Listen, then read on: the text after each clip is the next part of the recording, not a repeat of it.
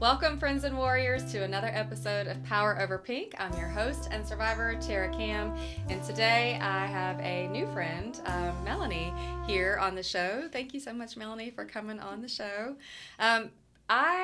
Melanie is not a survivor. I'm changing things up just a little bit because this subject is near and dear to my heart as I've experienced it through my treatments and such. So I wanted to have a specialist who specializes in lymphedema. Lymphedema is an ugly word. It's a very long word too. It brings confusion and fear and what is it and is it going to happen to me and all these things. So just a little background as to why I wanted to have Melanie on the show is about a year and a half after surgery and treatment and everything, I ended up having some swelling in my left breast. And it itched a little and it just felt different. And so immediately I contacted my oncology team and I went in for imaging and they all acted like it was some crazy thing. I have a friend of mine who is also a therapist and she is so smart, and she said, Tara, I think it just might be breast lymphedema. And I thought, well, nobody said anything to me. So in the beginning of my journey, we do go to a lymphedema specialist and they talk about the arm and the trunk issues, but never really just the breast. So when it happened, I thought, well, I wouldn't even have considered that it would just be that. So through a series of tests, they said it was normal breast changes for someone who had undergone the treatment that I had, but then nobody would say the word lymphedema. I asked specifically several times, and I couldn't get the answer I was looking for. I ended up having a follow-up appointment with my surgeon. I mentioned to him the symptoms I was having, and he said, oh yeah, it's just breast lymphedema. And I said, okay, hold on. I asked specifically if it was lymphedema, and I was told it was normal breast changes, and he said, that's why you needed to come see your surgeon. And I love and respect him.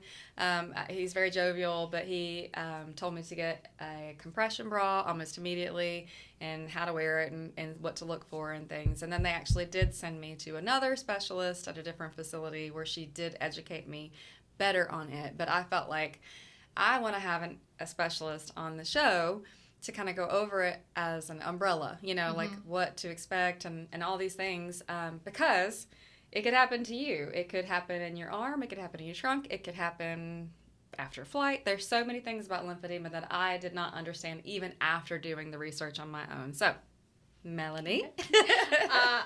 I am an occupational therapist. I have been I was an OT assistant from 2010 to about 2021. And then I've been a therapist since 2021. I have been treating lymphedema since 2017, so that's, 7 years or so? Mm-hmm. And I kind of became passionate about educating patients prior and early in the process to help prevent, the more significant things like what you experienced, Tara. Mm-hmm. Because once you have surgery and you get lymph nodes removed, you're basically in stage 0. You could stay in stage 0, which means you don't really have any swelling forever. You may never progress. But you want to avoid punctures to your skin like needles, blood pressures, even bug bites or sunburn. Mm-hmm. Something as benign as just a sunburn, that can actually cause the next stage, which is stage 1. And that at that point, it still is reversible, but that's really when you want to get a garment, start wearing it, start doing some of the other aspects of complete decongestive therapy. So that's, we're looking at skincare, we're looking at compression, but that also includes manual lymphatic drainage, which is really just a massage. It feels very good. Mm-hmm. You can get a pump instead of actually doing manual. And exercises. Okay. And that is something that they don't really tell you. No. To move that arm. Right. And the other thing that they probably didn't tell you, too, is to massage it. I have done my research on my own and found that would be beneficial. I haven't done it yet, but yes, I have seen that could be beneficial. Yeah. So basically what the scar does, it makes a dam. Mm-hmm. And it's just like a dam that a beaver made. The water's not going to go through there. Mm-hmm. So if it's in your breast, you're not going to let that fluid go down to your other lymph nodes. Yeah. So that is a big part, and probably for you, to get rid of that scar tissue so that fluid does not collect in the breast. So that is probably a decent portion. So scar tissue, how does it build up over time? Does it get worse the further you get out, do you think? It does get worse the further you get out, but it is kind of you can't do it immediately because you have to have that immediate tissue healing. So you can't start like the day after surgery, obviously. That is something that we want to clear with the surgeon because it depends on what exactly they've done in there, but it really can be started normally about 2-3 weeks, maybe a month post. Okay. And like I said, that's going to help break down that tissue. And scar tissue is important for healing. We need that. Yes. It becomes a problem when it becomes overwhelming, and that can also become painful as well. I have friends who have experienced that. Yeah. So say someone gets diagnosed with breast cancer and the surgeon sends them to you for the pre-information. What would you tell someone? Well, one, just educate them on what lymphedema is, the stages of it, so that you know kind of like if you're in late stage, you don't really need to do much at that point unless you're about to fly or travel for long distances. Then you might want to have a garment as a just-in-case kind of thing. Talk about skincare, all of those aspects, but also just general exercise. Right. Make sure you're getting up every day and walking. Don't let yourself get late and then not get out of bed every day. I mean, you don't need to go for, a 5-mile walk, but get up and walk to your living room. Get out of bed. Right. And depending on what their lifestyle was before, if they were an exerciser, if they rode their bike for 5 miles a day, that might be somebody that I give some exercises to just to maintain where they're at. Right. Just because you need to also think about your general cardiovascular health as well. And the best pump for lymphatic fluid is movement. And another thing, too, that you might not know, 87% of breast cancer surgeries end up with some degree of frozen shoulder. So I did not know that. Yeah. So tell me more about that. Frozen shoulder, the fancy word for that is adhesive capsulitis. Okay. And that's basically when the fluid inside of the joint becomes stiff and you can't move. It literally is your shoulder is frozen at your side. There are some people that, maybe if they get up past 90, it gets a little sore. Other people, they can't even lift it up off their armrest. Oh, that sounds it can terrible. Get that bad. And it is horrible to rehab. It hurts, and I hate doing it because I feel like I'm torturing people. Right. But it is horrible, and if I can give you some range of motion to do from the get-go, help prevent that. You're going to probably stay away from using too much resistance, but you still want to keep it moving. Okay. Yeah. I had no idea that was a thing. So with the compression, I just went flying, and we were going to be on a couple flights, and so I had known to wear the compression. There's some conflicting stuff on the internet, though, on that, on whether you should or shouldn't anymore. You should. So I just went ahead and was should. like, I'm just gonna, because I don't want to chance it. But, you should. So I wore it during the flight, and this is considered a medical device, so they had to it's a DME. Yeah, they had to search it. Yes. I do have somebody that can help run your insurance and try to find out what we can get covered. Odds are you do have coverage. The Lymphedema Treatment Act that I believe it was passed in October 22 and took effect January of 2024. That has approved Medicare to cover 3 garments, I believe, every 6 months. I would have to double check that, but I believe that is. And then also 1 overnight garment every 2 years. That's through Medicare. Through Medicare. Okay. But insurances follow Medicare. Okay. So it's going to be a matter of time before the insurances start covering that as well. So how long would you say you should have to wear a garment after having surgery? Is it forever? Some people it's forever. And some people, if they stay in that latent stage, they may never need to wear it every day. It may just be during those times that you're potentially making it worse. So, like I said, flying and traveling also for long distances. So even though you're on a road trip and you're not and you don't have elevation, you're still static and you're not moving for hours upon hours. Okay. So like my in-laws live in Pennsylvania. That's a 13-hour drive from here. If you go that long without movement, you're going to swell up. So something like that would be good to wear it. And also exercise. Because, eventually you might want to get back into weightlifting and things like that, or, whatever. So when can you get back into weightlifting? If you did that before, you can go to a smaller, lighter weight, because you want to think low load and progressive. So sticking to the lower weights for a longer period of time versus trying to really use heavy weights and body build. That's kind of not really going to be your goal while you're going through treatment. Okay. Your fatigue level might not be able to tolerate that. And that can also actually cause lymphedema too. So you want to keep it kind of light, focus more on flexibility, range of motion, endurance versus bodybuilding. Okay. Now, is that to get a short time after, or is that... That's why you're going through the treatments. Now, after, that's going to really be a discussion with your doctor as well, because he may not want you to go straight back to what you were doing, but you want to build up to it. So I'd say you could probably start that process like pretty much right when you get into remission. You can start getting back in the gym, and you may want to work with either a therapist or a personal trainer that has experience in that and knowledge to help guide you in how fast you should be progressing. Okay. Because you also don't want to hold yourself back either. I feel like I have, in a sense, because I am tired all the time. I'm almost 3 years out, and I'm still just exhausted. So I do walk, and I do stretch and stuff, but I'm just recently like, okay, I think I need to start lifting weights for obvious reasons. Yeah. But then there was still just a hesitation on, like, what can I do? What am I allowed to do? Because really... At this point, you don't really have restrictions, per se. It's just really what you can tolerate. And I know that people hate that answer because they're like, I don't know what I can do. Not yet. I haven't started yet.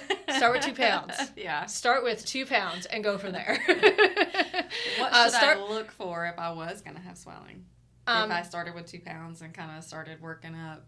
Well, one, because you already do have it. So you don't want to try without. So make sure that you're wearing your garment, so the arm and the bra to help your chest.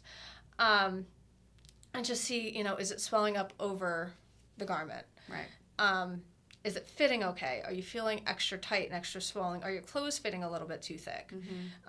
Like a shirt that was once nice and loose, now you feel like you're being held down. And also for any skin changes, so any open, like, blisters or wounds or, like, scratches, kind of. Right. And that tight feeling that you felt initially of fullness and tightness in the skin, not just on the outside, but also, like, inside. It feels like you have, it just feels like you have extra fluid there. It does. To be honest. You feel tight. You feel like you have a 10-pound weight on your arm. It feels heavier than what it should. So, yeah, and something's not right. You could feel that it's tight. You feel heavier. But, yeah, you'll know. Yeah. And if it is, then you probably will need to go up in compression, because if you're in stage 0 and stage 1, we can use lighter compression, but you might need something a little heavier during exercise. So the lowest grade is typically like 10 to 20 milligrams of mercury, and then next is 20 to 30. You'll probably need the 20 to 30, which is a little bit stronger. It's warmer, unfortunately, but you might need that extra. That makes sense. Yeah, you just need that extra because you're adding things to it. So exercise is something I didn't know about, and you can definitely get back into it. You're 3 years out. You're 3 years out. You can't do that. Maybe start with yoga. Pilates is my fave. Maybe start with yoga. Well, you can start with Pilates. Just go lighter.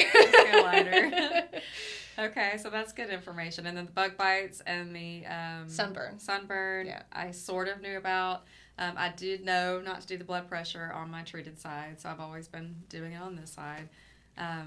So that's something to know about. But how frequently would you say people get it? Like, is it pretty common after? Because I only had 4 lymph nodes removed, and I've had patients with one lymph node removed, and their swelling is horrible. And then I've had somebody who had 28 lymph nodes removed, and they weren't bad at all. Yeah. Like, you could barely tell unless you actually look closely at them. You're like, okay, yeah, you do have a little swelling there. Okay. But, yeah, the number of lymph nodes removed and your chances of lymphedema are not equal. Okay. You could, like I said, you could get 1 or 2 lymph nodes, and you swell up like a balloon, Right. and vice versa. Get 30, and you're not too bad. So it's manageable. So It's very manageable. It is a lifelong condition. It is something that you're not going to get rid of, but you can manage it. Okay. And the earlier we catch it and the earlier that we get you into a garment and we educate you about the skincare and when to wear the garments, the better off you're going to be at managing it long term. Okay. And it doesn't, like I said, it doesn't necessarily have to be a life change. Right. So the other thing I wanted to talk about too, kind of the components of complete decongestive therapy, which is lymphedema therapy. We talked about exercise, and a lot of the exercise is really just range of motion. Not a lot of it is really with resistance, unless you're to the, like, you know, you're pretty young, pretty healthy. I'd probably give you a little bit of resistance. Okay. 1, to help build your confidence, Yes. and 2, it is going to help keep that swelling under control. Skincare we talked about. The compression we talked about as well, and manual lymphatic drainage. So at home, we can teach you techniques and how to do that on yourself. But a pneumatic pump can also be beneficial and not taking up your time. You can put that on your arm, eat dinner. I have lymphedema in my legs, actually. And I fall asleep when I wear it. Nice. It's like a massage. It's like a massage. I fall asleep. They're typically very comfortable, and like I said, that is something that's typically covered by insurances. We do have to work through it. It obviously, there's so many insurances. It's going to depend. Right. Medicare requires specific documentation, but your therapist should know Okay. what to do. So therapists should know what to do, but you should know what to ask. Yes, and what what's to there. Look out What's for. there. Yeah. So that's important to know, and that's great that they would offer this new act for protection. This Lymphedema Treatment Act is a huge deal in the lymphedema world. Yeah. This is something that therapists have been fighting for a very long time to get coverage for. So this is not a new, lymphedema is not a new condition. No. At all. No. So what would cause someone who didn't have lymph nodes removed to get lymphedema? Now, not necessarily related to cancer per se. It can be hereditary. So if you have a grandma who, like, her legs were always big and weepy, like, it can be hereditary. Like, you can also get it from that. Also, radiation and chemo treatments to a specific spot can also damage those lymph nodes. So even though you only had 2 resected, you could have had, did you have radiation? Yeah, so that could have also damaged some as well. And chemo can also do the same thing. More radiation than chemo, though. Yeah. Because that's very targeted. It was very targeted to all my lymph nodes. It was intense. Yeah, so that can also damage them. And actually, a very funny thing that happened with a patient, probably a year and a half ago, she had a mastectomy and lymph nodes removed in her arm.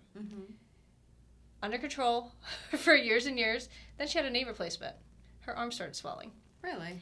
Yeah, it was interesting. That is weird. Yeah, but it's really because your lymph nodes in your groin take over for the lymph nodes in your chest and your armpit that were affected. Oh.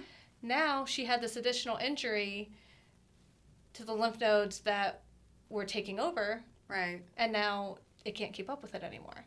So that's also interesting. Kind of also keeping an eye on other parts of your body that you're not swelling up. So, so that's also, I thought that was interesting. That's right. I've never really saw that. Yeah. That I thought about it. I was like, that 100% can happen. Yeah, it makes sense. It makes sense once you actually think about it. Yeah, because it's a system. It all works together. Yeah, lymphedema, your lymphatic system is a whole body. Yeah. It's not just a limb. It's throughout your entire body. It integrates with your urinary system, your nephrology, and all. So, and your cardiac system. So it integrates with everything. Wow. See, I'm learning stuff today. I didn't even know. I'm just like, wow. What about physical therapy? Do you ever work with patients on just that, as far as after surgery?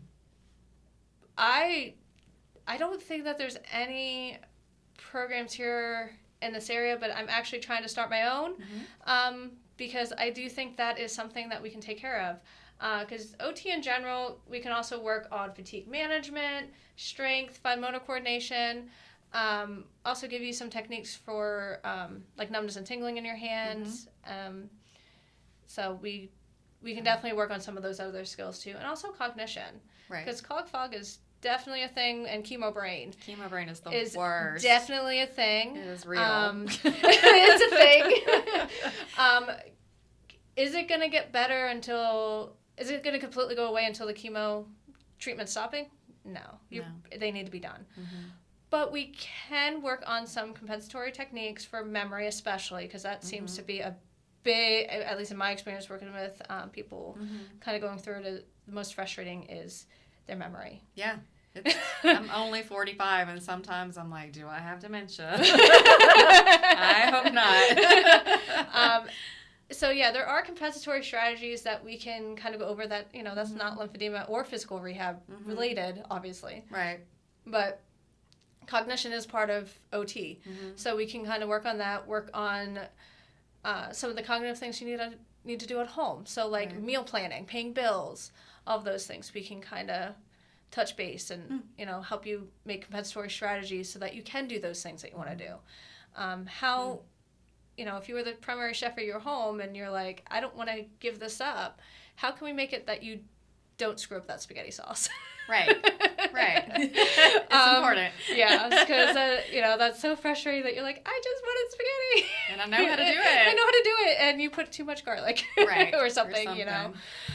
So, yeah, we can definitely work on some of those cognitive skills as well. And obviously, like I said, the exercise portion of it, maintaining your range of motion.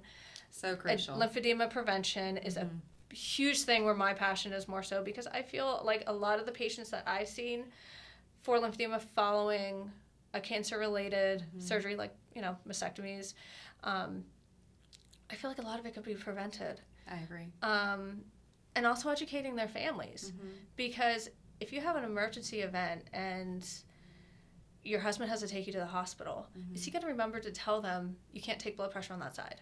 Right. Unless we actually tell him. Like, he can't tell the nurses something he doesn't know himself. Right. And in a situation of an emergency, you're not really going to know to tell them not to do that. You're going to have other things to worry about. Right. So making sure that your husband knows, like, no IVs, no sticks, no blood pressures, nothing on that arm. Right. Because one time getting sick in that arm, that it can cause it. Like, I've seen that too, that it was like 1 or 2 sticks in that arm and they swelled up. Right. And it didn't go from 0 to like 1. It was like a 0 to stage 2, which is now when the lymphedema is irreversible without elevation. So stage 1 is when you can kind of, like, you're swollen, but hey, if I put my arm up here, it goes down. 2 is now that's not doing anything, and now we need to really get into wearing that garment, like, full time. Full time. Yes. 0 to 1, stage 1, you can, I don't want to say you can cheat, but you can cheat. Right. That, if you don't wear the garment today and you're a little swollen, you can use your pump to get rid of that fluid. And then maybe next time wear your garment. Or, maybe you're a little swollen, so maybe I can just do some of these pumps in my hand and get rid of it. Right. And then massages. And massages just feel good. I know of 2 places that are doing some lymphatic stuff here locally, so I'm definitely going to be checking them out after this. Question. So I did want to touch on the physical therapy. So I have a personal friend of mine who had a double mastectomy. She was trying to do the expanders, and one got infected. And so this infection was just horrible. Long process, horrible, Absolutely just horrible. awful. And so then by the time she was able to get back in to do the reconstruction and everything, she had so much scar tissue in her arm that she is now actually disabled and unable to use this arm. So I desperately want everyone to understand that can happen. Yeah, it can. And when she went to the therapist after, because of the scar tissue, she got reprimanded, but nobody told her. Nobody said, hey, you've just had a amputation. You did. And you're going to have to go through physical therapy to keep that range of motion. Nobody ever said it to her, and she was fighting for her life and, going through this traumatic event and not thinking about it. When you're going through therapy, you're not thinking about range of motion of your arm. You're not. You're not. And that's kind of where you need a therapist to be like, you need to do this. Like, let's do this now so that you don't have this fight when you're done. Right. So it kind of sounds like she has what I was talking about with that adhesive capsulitis, the frozen shoulder. Yes. And it's so tough. It hurts. Tough. That scar tissue is super sensitive. So yeah, that's horrible. Know that could happen no matter how small your surgery is, and how important it is to keep moving, and how important it is to know these things, to know what to look for to prevent it. That was my whole heartbeat in having you on here. Yeah. And after she and I exchanged messages, this is our first time meeting face to face. Yes. But we exchanged messages, and it sounded like our heartbeat was the same. Our goal and our heart, Because the people just don't know. Or the other thing I'm seeing is, as soon as you're through with therapy and you're through with treatment, you're like, okay, check that box, moving on, back to normal. And there is a transitionary period that people are not addressing. So, myself included, that's where I didn't want to deal, and I didn't think I had lymphedema. And so even though I had gone to the class, I didn't apply it because I didn't understand that it could happen to me. And then when it happened to me, even, that I was like, well, all right, I'll just wear the bra. But I didn't fully understand it still. And I'm an educated person. I just didn't want to deal with it. I was like, la, la, la, la, la. I could do a 30-minute class with banners and posters and everything on the lymphatic system in general. Yes. But I don't think we have enough time. We don't have enough time today. So in general, your major lymphatic system is, your sternum, your armpits, your inguinal area, and then there's kind of routes that go from one place to the other. So in your case, it's your left arm. So we're trying to push that fluid from your left arm to your right arm, or your left arm to your left hip. Okay. So just away from that. You also have a deeper system between your rib cages and also deep into your sternum. No, diaphragm. So you want to push that fluid deeper into your diaphragm. Yes. Which really the best way to do that is pursed lip breathing. Right. Which they always tell you to do after surgery. Nobody ever does. Nobody ever does. So kind of what that looks like is, how I like to teach people is put one hand on your chest, one on your belly. This is not the hand you want to move. This one is. So breathe in. And that's until. And that is pushing it deeper into the deeper lymphatics rather than the superficial. Okay. And that really, I've seen people just do pursed lip breathing multiple times a day, and that really helps get it under control. Also helps anxiety. It does also help anxiety, so that's also one of the stress management techniques that we could talk about. Okay. So yes. So moving the fluid is crucial, y'all. Crucial. And kind of, I know we're talking about breast cancer, but also like ovarian cancer, where you're getting hysterectomies and surgeries south of the border, shall we say. It can also happen in your legs, not just your arms. So I had a hysterectomy. Tell me more. Let me look at your legs. Let me see behind that knee. So in all honesty, it does tend to collect behind the knee. Okay. I mean, that's kind of where mine is, collecting there. But it's kind of the same thing. You need those compression garments, pneumatic pump, skincare, all of that stuff. Okay. Now, if we address your arm, can your legs get better? Possibly. Okay. Because overall, once you start addressing the lymphatic system, it also kind of like stimulates it. That now your lymph nodes are working better. They're pulling out of some of these areas. I don't guarantee that it'll be 100%. But can it be complementary? Yeah, 100%. Okay. Now, you could have also went through the hysterectomy and not had any problems. Right. Who knows? Who knows? I wish I could foresee the future, but, Maybe I'm having it. I don't even know. Maybe that's why I'm so chunky. I was going to say, my lymphedema is from 2 C-sections. That'll do it. But that'll do it. Yeah. Wow. very informative. So you mentioned that you were going on your own. Yes. So tell me more about that. If you want to advertise for yourself, Sure, feel free. I will gladly advertise for me. I just don't feel like a lot of providers, a lot of hospitals are giving the patients what they need from the get-go. So I kind of am starting my own thing because I want to do what's kind of called prehab, where we look at the measurements of your arm before you start anything. Okay. Take measurements that we would during lymphedema therapy. That way you have them. And if you're like, I don't know if I'm swollen, you can get a measuring tape out, have somebody help you measure, and then you can see, is it bigger or is it not? And you can kind of manage that stuff on your own. But also kind of do what you were talking about with exercise, giving people range of motion, endurance exercises, giving you range of motion exercises to do to keep your range, keep it going. And like you said, you're a friend who had pretty significant involvement in the upper extremity. If she had range of motion to do prior and some scar tissue, might not have been as bad. It might not have been as bad. Right.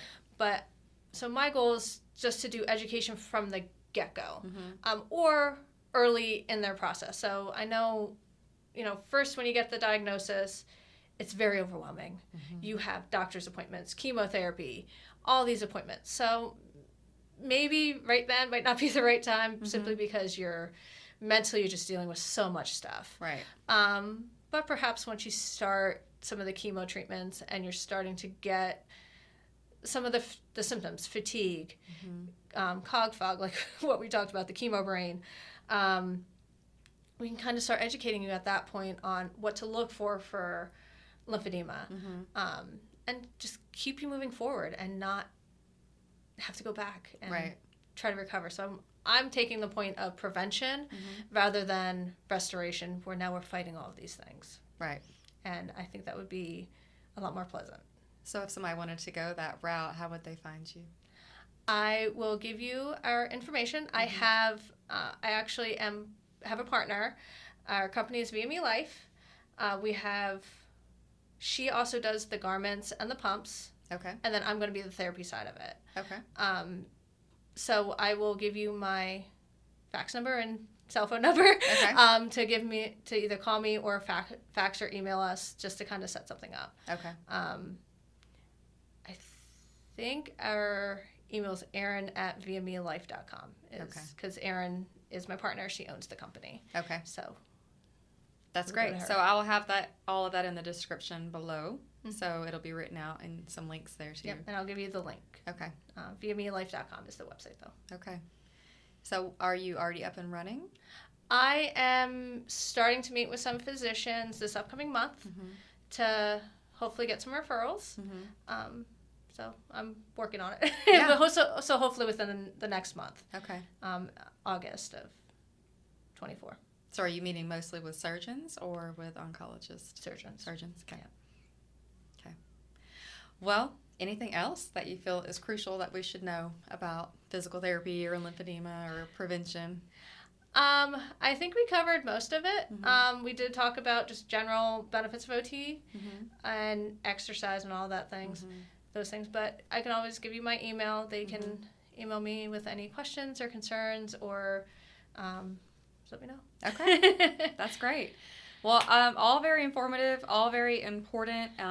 This Lymphedema Act, if you think that you may have lymphedema, look into it and see about getting your compression garments. That's wonderful that they've done that. I'm thrilled to hear that. But if you have any questions, reach out to us and I will connect you guys. And you can email directly on the link below. And if you have any questions, just put them in the comments. And know your facts. Keep being your advocate. Keep asking questions. Keep seeking answers. So education is everything. That's why we have to know all of this. So with that being said, you have some things to show us and talk about. So I know we talked about garments and we talked about the bras, all those things. So I also just kind of wanted to show you, and we can also add this kind of to the bottom so that people can see it. Medi is just a company that's manufacturing these items. So they have a couple different kinds. The first one is a Circade reduction kit. So this is a lower extremity, so unfortunately it's not of the arm. But we measure this specifically for you. Yeah. So we measure it specifically for you. That's what these numbers are at the top. And then you would close it around yourself. So this is not fit for my arm, obviously. And this Velcro's really, really tight. And then you'd close it this way, and then that would come over here. Wrap around. Yep, and wrap around. Okay. And obviously it would actually fit you. Yeah. So this kind of helps to replace These. the short stretch bandages, which kind of look like ACE wraps, which that's the first phase of lymphedema rehab. Mm-hmm. First, we want to decongest all that fluid out of there before we fit you with a garment. Okay. So this is kind of the very first stage of trying to get that fluid out prior to fitting you with a sleeve.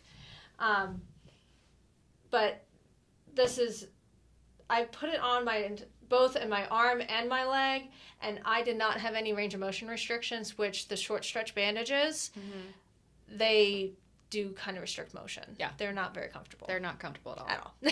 It's like putting 8 ACE wraps on your entire, that's kind of sarcastic.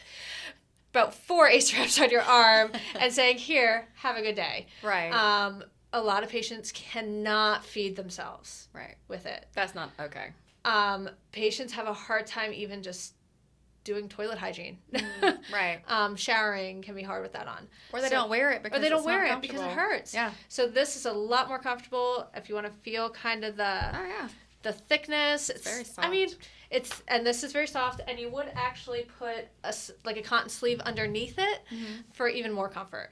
But this is, don't you think that's a lot more comfortable than an ACE wrap? Absolutely. Because the short stretch bandages are the same material as an ACE wrap, and the inside of them, they work a little different than an ACE wrap. They're actually meant to have a high working pressure so that when you're moving, it actually gives you a little bit more to help get that fluid out. So there's a reason behind it, but these are a lot more comfortable. Yeah. And this is actually what I will most likely be using in my practice with patients. And I'm actually hoping to use them and do telehealth with people too.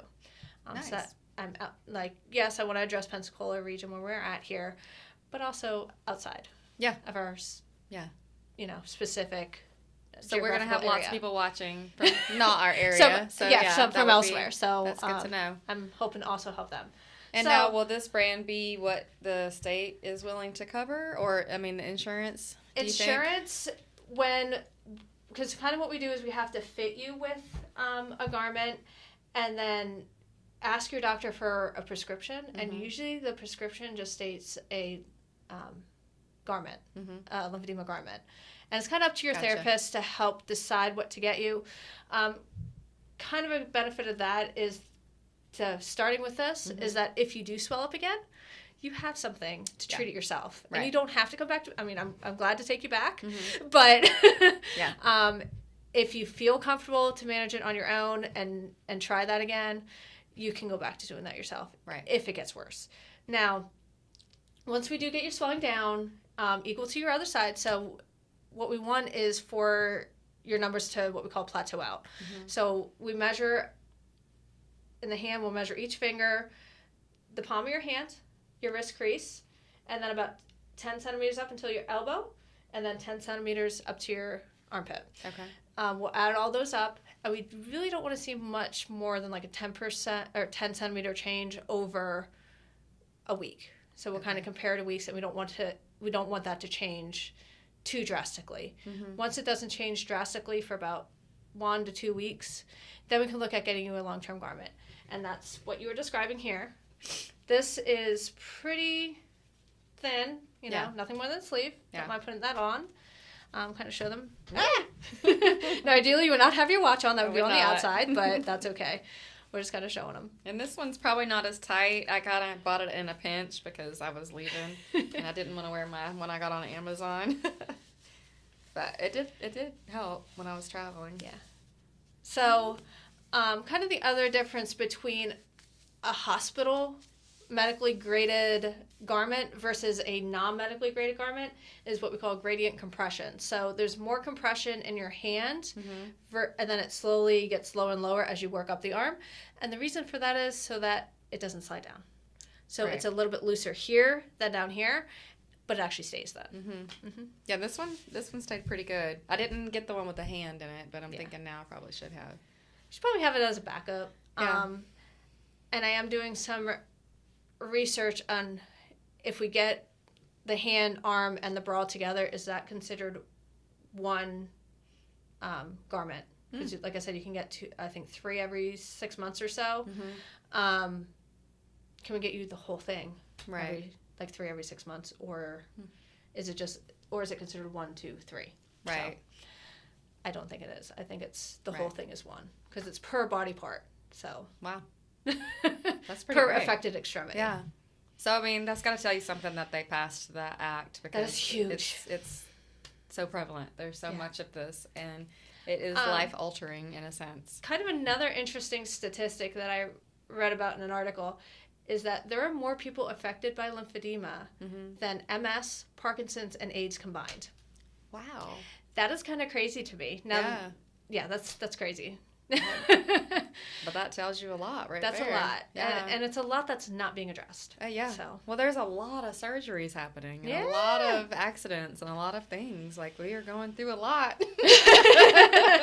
as people. So, I mean, and I didn't really even think about the hysterectomy causing any sort of lymphedema, but you're right. So. It can. They're cutting through that. So, yeah, that can 100% affect it. Yeah. Well, you've been very informative Thank you. and a pleasure to have and very easy to talk with. So I think that any patient who would choose to come to you guys would be blessed by that. So education truly is just so important. And it's my heartbeat. It is everything. Advocate for yourself and just ask the questions. So you've answered a lot of things today. But again, if you have any questions at all, put them in the comments and then we'll provide her email and her contact information.